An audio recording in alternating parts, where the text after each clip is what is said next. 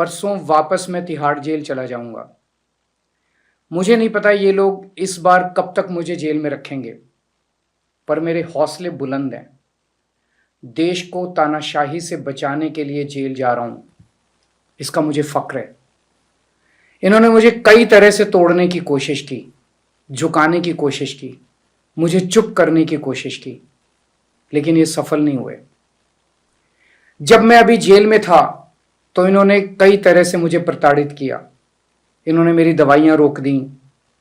मैं 20 साल से सीरियस डायबिटीज यानी शुगर का मरीज हूं। पिछले 10 साल से मुझे रोज इंसुलिन के इंजेक्शन लगते हैं। रोज मेरे पेट में 4 बार इंजेक्शन लगते हैं। जेल में इन्होंने कई दिन मेरे इंसुलिन के इंजेक्शन बंद कर दिए।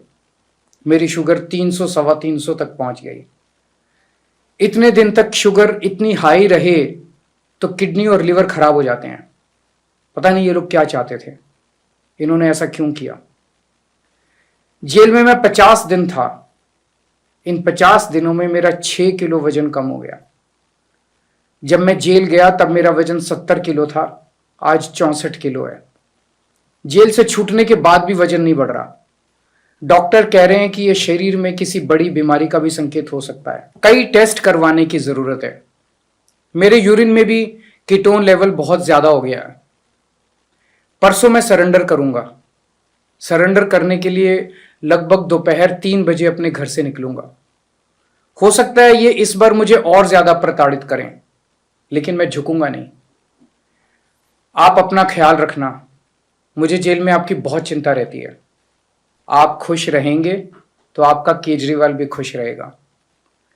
मैं बेशक आपके बीच नहीं होऊंगा, लेकिन आप चिंता मत करना, आपके सारे काम चलते रहेंगे। मैं चाहे जहां रहूं, अंदर रहूं बाहर रहूं, दिल्ली के काम नहीं रुकने दूंगा।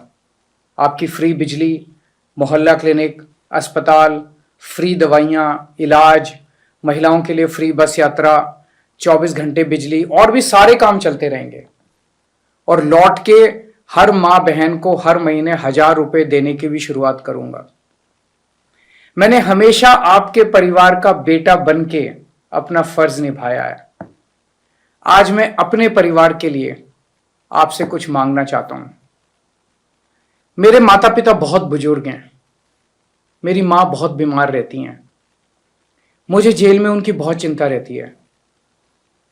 मेरे पीछे से मेरे माता पिता का ख्याल रखना, उनके लिए दुआ करना, भगवान से प्रार्थना करना। दुआ में बड़ी ताकत होती है। आप मेरी मां के लिए रोज प्रार्थना करेंगे तो वो जरूर स्वस्थ रहेंगी।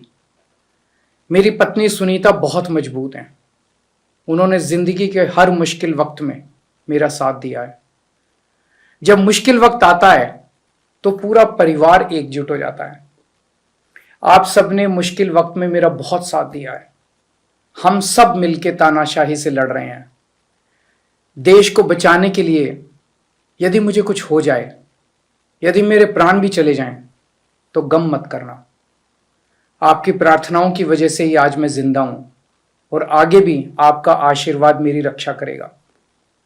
अंत में बस ये कहना चाहता हूं, भगवान ने चाहा तो आपका ये बेटा बहुत जल्द वापस आएगा। जय